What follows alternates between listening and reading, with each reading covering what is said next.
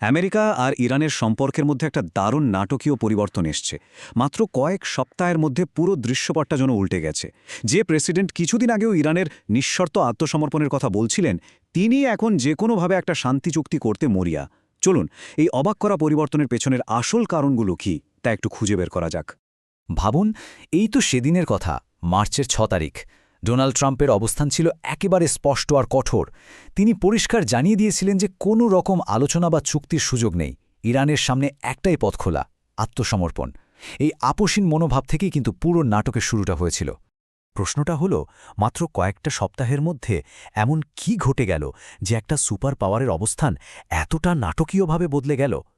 যে প্রেসিডেন্ট নিজেকে সবসময় সেরা ডিল মেকার হিসেবে দাবি করেন, তিনি আজ ইরানের সাথে একটা চুক্তিতে পৌঁছাতে পারছেন না।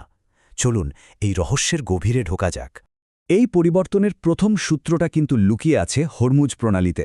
সেখানে মার্কিন নৌবাহিনীর স্ট্র্যাটেজি বুড়িতরা ব্যর্থ হয়েছে, আর এটাই ছিল ওয়াশিংটনের পরিকল্পনার জন্য প্রথম বড় একটা ধাক্কা।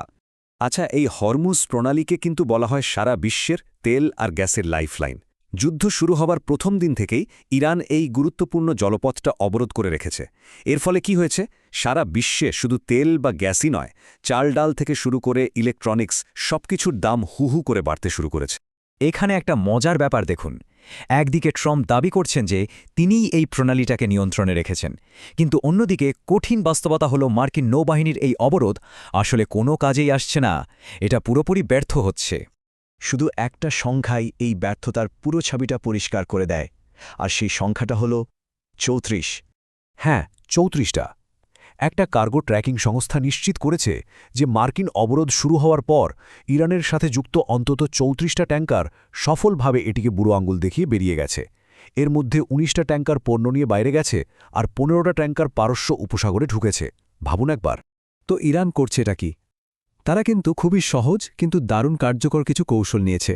রাতের অন্ধকারে জাহাজের ট্র্যাকিং সিস্টেম মানে ট্রান্সপন্ডার বন্ধ করে দিচ্ছে আর উপকূল ঘেঁষে চলাচল করছে। ফলে একদিকে ট্রাম্প পূর্ণ নিয়ন্ত্রণের দাবি করে যাচ্ছেন, আর অন্যদিকে ইরানের তেল তার চোখের সামনে দিয়েই খোলা বাজারে বিক্রি হয়ে যাচ্ছে। তো এটা তো গেল প্রথম সূত্র। এবার চলুন ধাঁধা দ্বিতীয় অংশে যাওয়া যাক, আর তা হল মার্কিন সামরিক নেতৃত্বের ভেতরেই তৈরি হওয়া গণ্ডগোল আর দ্বন্দ্ব, যা এই সংকটকে আরও জটিল করে তুলেছে। ঘটনা হল, এই সপ্তাহেই মার্কিন নৌবাহিনীর সেক্রেটারি জন ফ্যালানকে তার পদ থেকে সরিয়ে দেওয়া হয়েছে, আর বরখাস্ত করেছেন স্বয়ং প্রেসিডেন্ট।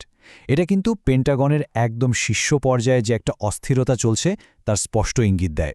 খাতায় কলমে বলা হচ্ছে যে নতুন যুদ্ধজাহাজ বানাতে দেরি হওয়ার কারণে তাকে সরানো হয়েছে, কিন্তু কমন সেন্স কি বলে? যখন বিশ্বের সবচেয়ে শক্তিশালী নৌবাহিনী হরমুজের মতো একটা গুরুত্বপূর্ণ পথ খুলতে ব্যর্থ হয়, তখন সেই ব্যর্থতাই কি বরখাস্তের আসল কারণ হওয়াটা বেশি যুক্তিসঙ্গত নয়? আর ভাববেন না যে এটা কোনো বিচ্ছিন্ন ঘটনা। আসলে পেন্টাগনের ভেতরে এই দ্বন্দ্বটা বেশ গভীর। গত কয়েক মাসে প্রতিরক্ষা সচিব 24 জনেরও বেশি জেনারেল এবং অ্যাডমিরালকে হয় বরখাস্ত করেছেন বা সাইডলাইনে বসিয়ে দিয়েছেন। আর্মি চিফ অফ স্টাফ থেকে শুরু করে সেক্রেটারি অফ আর্মির সাথেও তার বিরোধ চলছেই।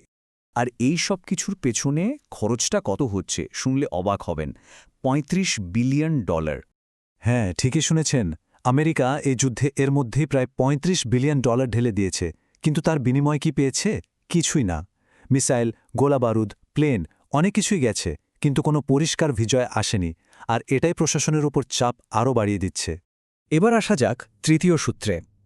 এটা হলো হোয়াইট হাউসে ছড়ানো একটা গল্প, যেখানে বলা হচ্ছে যে ইরানের নেতৃত্ব নাকি নিজেদের মধ্যেই বিভক্ত হয়ে পড়েছে। এটা সম্ভবত ব্যর্থতার দায় এড়ানোর একটা কৌশল। মানে দুটো একেবারে ভিন্ন গল্প আমরা শুনছি। একদিকে আমেরিকা আর ইসরায়েলের মিডিয়া বলছে ইরানের নেতাদের মধ্যে চরমপন্থী আর নরমপন্থীদের লড়াই চলছে।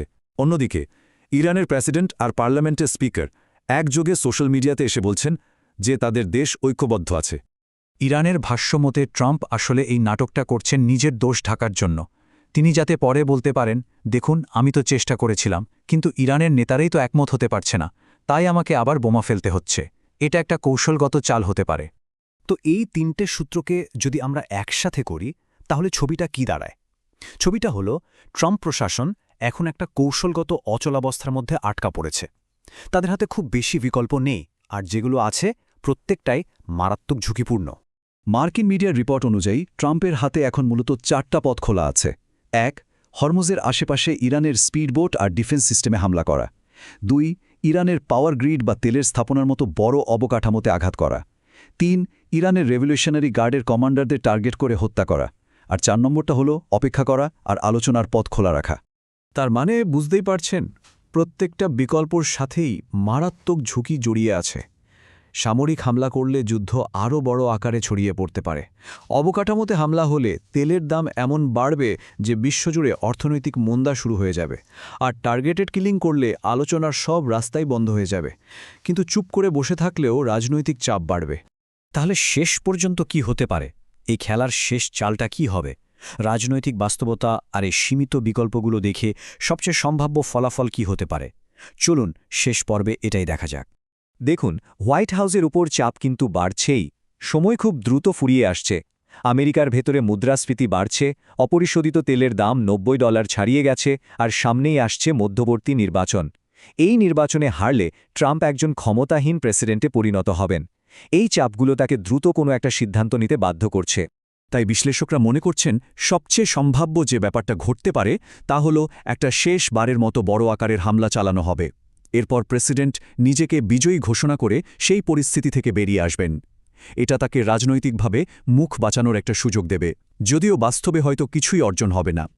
কিন্তু আসল প্রশ্নটা হল, যখন একটা দেশের বৈশ্বিক নেতৃত্ব আর তার প্রেসিডেন্টের রাজনৈতিক ভবিষ্যৎ দুটোই প্রশ্নের মুখে, তখন এই ধরনের একটা বিজয়ের ঘোষণার মাধ্যমে মুখ বাঁচানোর আসল মূল্যটা ঠিক কতটুকু?